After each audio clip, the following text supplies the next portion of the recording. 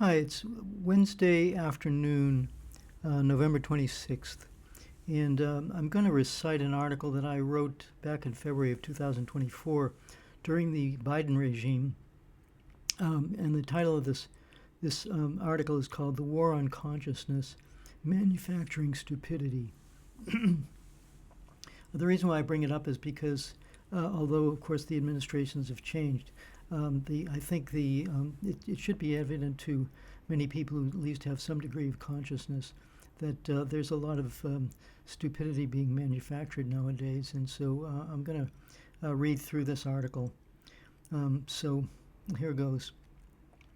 It's called "The War on Consciousness," and the table of contents is diplomacy for dummies, how the U.S. consciousness became corrupted and degenerate, examples of brazen contempt for the public consciousness, such as "if you believe the government, you're stupid," deliberately dumbing down the population starting with public education, the CIA in the role of manipulating culture, and present and past truth tellers.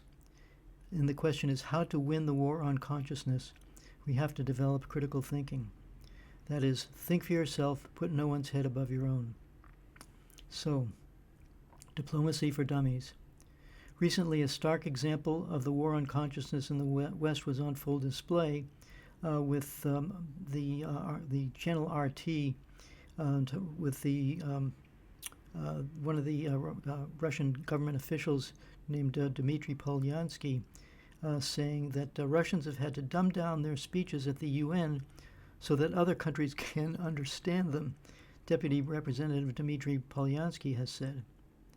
Now, I don't know what media you consume for your news, but the recent press conference by President Joe Biden, where he refers to President el-Sisi as the President of Mexico, comes to mind. Mexico is on the U.S. border. President el-Sisi is the current leader of Egypt, which is 5,000 miles away from the U.S. East Coast. Well, we can sort of excuse Mr. Biden, who is now an octogenarian, for not being as sharp as a tack, and the same probably could be said for President Trump. Although I regularly read the Greenville Post by editor Patrice Greenville, or watch interviews with former CIA analyst Ray McGovern, who participated in the USSR arms control negotiations 50 years ago. These guys are in their mid-80s, and they're still active, and their minds are good. Seems like some people become very wise as they get older, and some people get dumber. I mean, an Arab leader coming from Mexico. And this guy decides on issues of war and peace, both of them, Biden and Trump. Then we can look to the chief architects of U.S. foreign policy, such as Secretary of State Tony Blinken. As an arch-Russophobe, he cites his stepfather, who was saved from a Nazi concentration camp by the U.S. But it seems that Blinken has a selective or defective memory. There's an article from the National Interest about Tony Blinken conveniently leaving out his family. I quote, Blinken told his stepfather's story as a tale of one-sided U.S. beneficence, but Samuel Pieser remembers it differently. I was saved by the Battle of Stalingrad, which was the turning point of the war, and the Red Army offensive.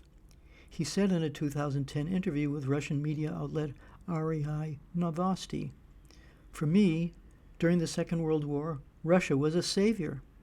I consider my saviors to be the Russian and American armies. You can criticize Stalin, the Gulag, and other things that happened in Russia from 1920 to 1930, but the heroism, sacrifice, and victory of Russia in the war against fascism cannot be questioned. It's sacred." How the U.S. consciousness became corrupted and degenerate.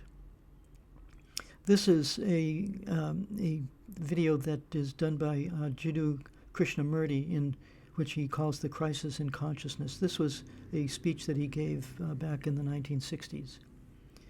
I quote, "What the world is now, with all the misery, conflict, destructive brutality, aggression, and so on, man, he was still brutal, violent, aggressive, acquisitive, competitive, and he has built a society along these lines. What we are trying to know in all the discussions and talks here is to see if we cannot radically bring about a transformation of the mind, not accept things as they are, but to understand it and go into it and to examine it, give your heart and your mind with everybody, think that you have to find out a way of living differently. There's another an amazing movie called My Dinner with Andre, and I'm quoting here from a pivotal scene in that movie. He talks about a totalitarian system based on money with people creating their own prison. This movie was made in, I think, 1981 or 1982. I saw it back then, and my Zen master teacher recommended that we watch it. It reappeared 40 years later, and it's even more relevant now than it was then. Here's the quote. He's with his friend at a restaurant, and his friend says, "I mean, are we just like spoiled, bored children who've been just lying in the bathtub all day, just playing with their plastic duck, and now they're thinking, well, what can I do?" Andre replies, "Okay, yes, we're bored. We're all bored now. But has it ever occurred to you that the process that creates this boredom that we see in the world now may very well be a self-perpetuating, unconscious form of brainwashing created by a world totalitarian government based on money, and that all of this is much more dangerous than one thinks? And it's not just a question of individual survival, but someone who is bored is asleep, and somebody who's asleep will not say no." See, I keep meeting these people. I met just a few days ago. I met this man whom I greatly admire. He's a Swedish physicist, Gustav Bjornström, and he told me that he no longer watches television, he doesn't read newspapers, and he doesn't read magazines. He's completely cut them out of his life because he really does feel that we're living in some kind of Orwellian nightmare now, and that everything that you hear now contributes to turning you into a robot. When I was at Findorn, this is an agricultural visionary community in Scotland, I met this extraordinary English tree expert who has devoted his life to saving trees. He just got back from Washington lobbying to save the redwoods. He's 84 years old. He always travels with a backpack because he never knows where he's going to be tomorrow. And when I met him at Findorn, he said to me, "Where are you from?" And I said, "New York." He said, "New York. Yes, that's a very interesting place. Do you know a lot of New Yorkers who keep talking about the fact that they want to leave but never do?" And I said, "Oh, yes." And he said, "Why do you think they don't leave?" I gave him different banal theories. He said, "Oh, I don't think it's that way at all. I think that New York is the new model for the new concentration camp, where the camp has been built by the inmates themselves, and the inmates are the guards, and they have this pride in this thing they've built. They've built their own prison, and so they exist in a state of schizophrenia, where they are both guards and prisoners, and as a result, they no longer, having been lobotomized, the capacity to leave the prison that they've made or even see it as a prison." Here are some examples of brazen contempt for public consciousness. And this article was written in 2013, 12 years ago from here, 2025, from Consortium News, which is a website that was created, I think, a good 25 years ago. And a while back, PayPal basically took control of their account and stole $8,000 from them. In August 1965, Safer, Morley Safer, appeared in what became one of the most famous TV segments of the Vietnam War, showing U.S. troops setting fire to all the huts in a Vietnamese village with Zippo lighters and flamethrowers. Longtime CBS News correspondent Morley Safer. A year later, in 1966, Safer wrote an article about what he had seen firsthand during a visit to Vietnam by Arthur Sylvester, then Assistant Secretary of Defense for Public Affairs, that is the head of Pentagon PR. Sylvester met with reporters for U.S. news outlets at the U.S. Embassy in Saigon. There was general opening banter, which Sylvester quickly brushed aside. He seemed anxious to take a stand, to say something that would jar us. He said, "I can't understand how you fellows can write about what you do while American boys are dying out here," he began. Then he went on to the effect that American correspondents had a patriotic duty to disseminate only information that made the U.S. look good. A network television correspondent said, "Surely, Arthur, you don't expect the American press to be handmaidens of the government?" "That's exactly what I expect," came the reply. An agency man raised the problem that had preoccupied Ambassador Maxwell Taylor and Barry Thornian, a press officer based in Vietnam, about the credibility of American officials. Responded the Assistant Secretary of Defense for Public Affairs, "Look, if you think any American official is going to tell the truth, you're stupid." You'd hear that? Stupid. One of the most respected of all newsmen in Vietnam, a veteran of World War II, the Indochina War, and Korea, suggested that Sylvester was being deliberately provocative. Sylvester replied, "Look, I don't even need to have to talk with you people. I know how to deal with you through your editors and your publishers back in the States." And you wonder if the information that you're being fed about anything nowadays is credible. It ain't. Just forget about it being credible. You're being told lies continually, and yet many people keep believing them again and again. They're disproven, and then they tell more lies, and you believe them again and again. That's my editorial aside. At this point, the Honorable Arthur Sylvester put his thumbs in his ears, bulged his eyes, stuck out his tongue, and wiggled his fingers. There are several significant aspects to this. A top U.S. official was honest enough to tell a reporter, "Look, we lie to you constantly, and you're a moron if you believe anything we say." He also honestly expressed his total contempt for them and the intention to manipulate news coverage by dealing directly with their management and employers. Moreover, Sylvester, who before going to work for the Pentagon had been the Washington correspondent for the New York News, put his beliefs into practice at key moments of history. He lied about what the U.S. knew about Soviet missiles in Cuba during the Cuban Missile Crisis, and personally told the key lies about the Gulf of Tonkin incident, which precipitated the Vietnam War. This is a book called The Game of Death, written by Albert E. Kahn and Michael Sayer. I think it was written in 1953. Deliberate dumbing down the population, starting with public education, and he calls it The War on the Mind, by Albert E. Kahn, Chapter 3, The Game of Death. In the early summer of 1949, an extraordinary document which boded portentous changes in the lives of countless young Americans was published in the United States.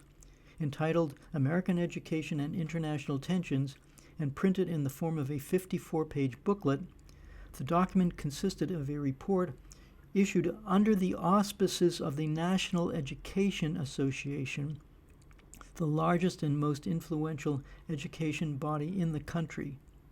The report advanced the startling thesis that the time had come to revamp completely the traditional function of the nation's schools as institutions of objective inquiry and objective instruction and free inquiry, and to convert them into agencies of political doctrination and instruments for producing unquestioning adherence to the official policies of the U.S. government.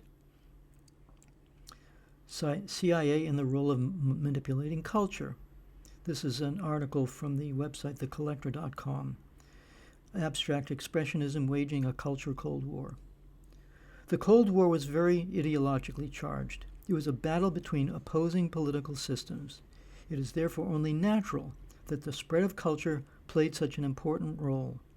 The CIA employed the most effective sort of propaganda, the sort which influences the minds of people without them realizing it. Eventually, their covert methods made abstract expressionism so powerful that it became quite difficult for an artist to find success working in any other style. They want to destroy social consciousness by eliminating socialist realism as an art genre. Socialist realism was exemplified by people like Diego Garcia and others who showed the struggle in painting of the struggle of the class struggle that goes on. That is the actual situation that's going on in society, the rich versus the poor. When the U.S. government established the CIA in 1917, it included a division known as the Propaganda Assets Inventory, a branch of psychological warfare intended to boost pro-American messaging during the Cold War. In the following excerpt from the new book, Art Curious, Stories of the Unexpected, Slightly Odd and Strangely Wonderful in Art History, author Jennifer Dassal explores how the intelligence agency controlled exhibitions of abstract art to wage its ideological war. These are now some further examples of lies by the empire of lies. Merciless red-skinned savages, as noted by Howard Zinn. This is how the invaders of the North American continent from Europe described the people who actually lived there. You'd be pretty savagely angry if somebody was stealing your land and killing your people, I think. But to the Europeans, they're just merciless red-skinned savages. The Spanish-American War. You supply the photograph and I'll supply the war, and remember Ukraine. Remember Ukraine. Remember the Maine. This is when a ship blew up in Havana Harbor, and the William Randolph Hearst fomented a war against Spain to steal Cuba, Philippines, Guam, and other territories, Puerto Rico, based on a lie. The World War I Lusitania incident, where the Germans were described as stabbing babies, and Edward Bernays getting women to smoke, then getting them to go to war. So Bernays was a master of propaganda. He wrote the book on it, and he convinced women that smoking was a cool way towards liberation, and what it really was a way to double the market for people to smoke cigarettes. He was working for the employ of the cigarette companies. World War II Pearl Harbor was anticipated, but people were told it was unprovoked. The beginning of the Cold War. After Germany was defeated, attention turned towards defeating the USSR. So the support for Russia during World War II suddenly switched to anti-communism. Operation Unthinkable. Winston Churchill praised Stalin during World War II until England was no longer in danger. Then he turned against Russia, Churchill's original adversary. The Vietnam War. The Gulf of Tonkin.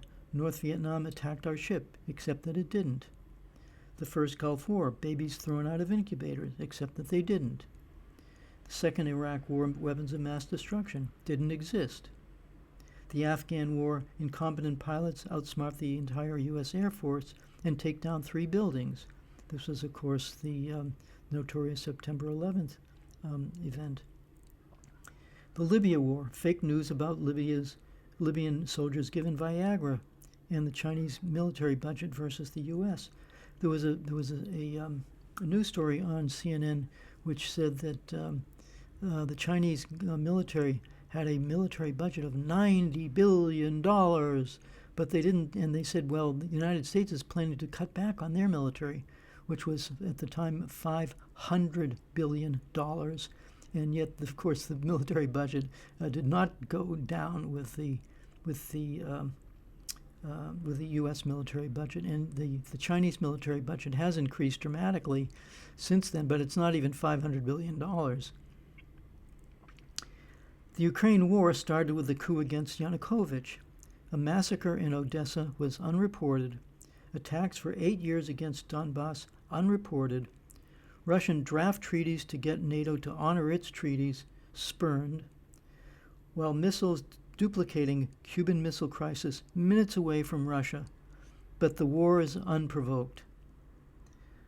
This is what we're facing here. It's like an empire of lies and manipulations. Now, there are past and present truth tellers. Here are some suggestions of people who told the truth.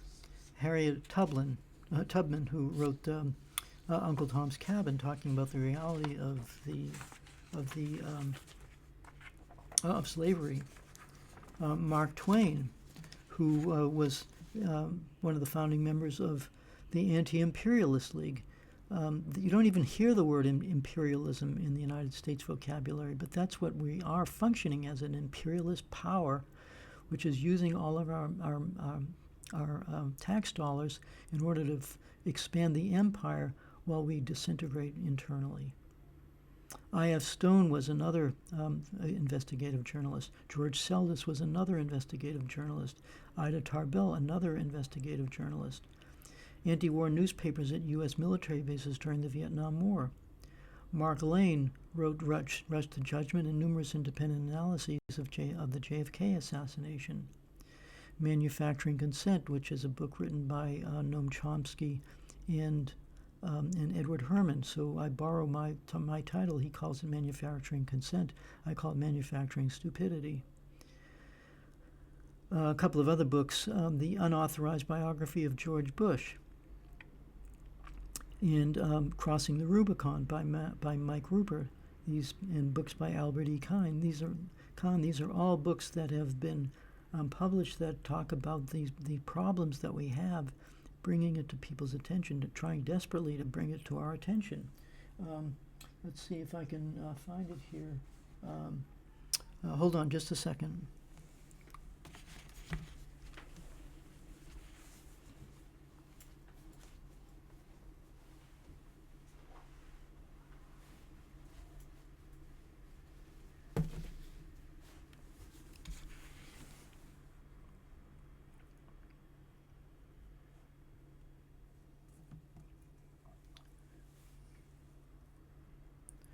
This is another excellent book. I'm going to be talking about this in other videos. This is called American Exception, Empire and the Deep State. And he talks about what the actual structure of the U.S. government is and how decisions are actually made. So the key questions when we get a news report, ask two questions. Really? And who benefits? And I'll post some other websites that you can go to. And of course, these websites are seriously criticized by the powers that be because they're stripping away the veneer of quote unquote facts that we're bathed in all the time, and they get rid of them. They discount them. So the gray zone is one. Consortium News I suggested earlier. globalresearch.ca, the Greenville Post, YouTube, and there's a series on YouTube called Class War Films that was made in around 2011 or so, which are very good. And there are other very interesting creators like the Duran or Judge Andrew Napolitano, and let's see, Danny Haifong. And there are commentators like Ray McGovern and Douglas McGregor and Ben Norton. And these people come from different parts of the political spectrum, but they are dedicated to objective reality, which is what we really need.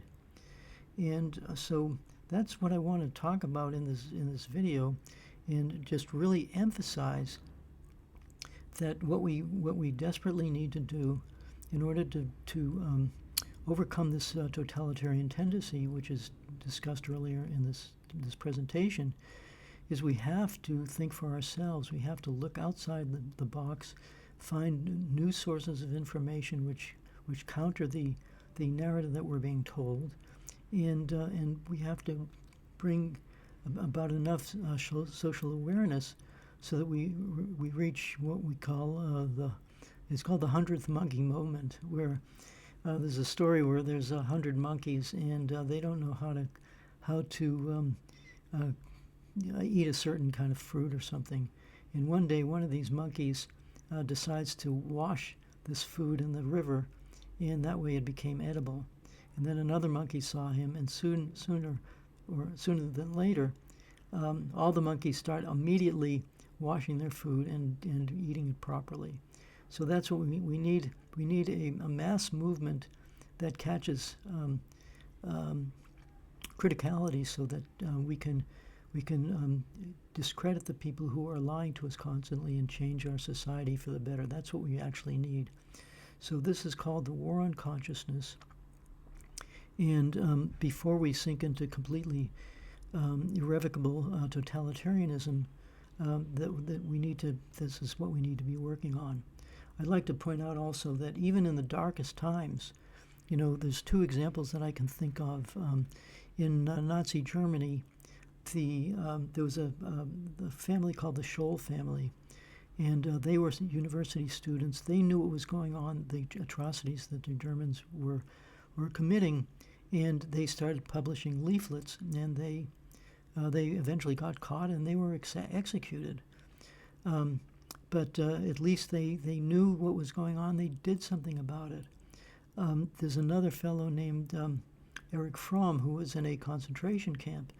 And of course, the Germans they considered Jews to be subhuman, and Erich Fromm did not allow them to think that way, because he spoke to them as an adult, and not in a submissive way, but in a way that they simply couldn't dismiss him.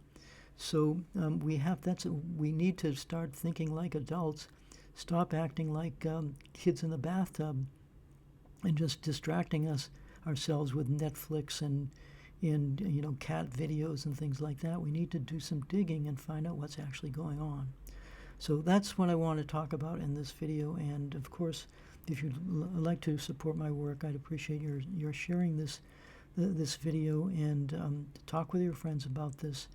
And you can subscribe to my channel on Substack, or you can buy a T-shirt. I call them an information billboard T-shirt, so that I'm not promoting my brand, which I think is another example of this kind of ridiculous, this whole marketing society that we're in. The problems are too deep to worry about marketing. Yeah, people need to make money, but we have to find a way to get through to other people, to elevate the level of intellectual discourse in this country. So that's what I have to say. And again, thank you for listening, and I'll catch you next time.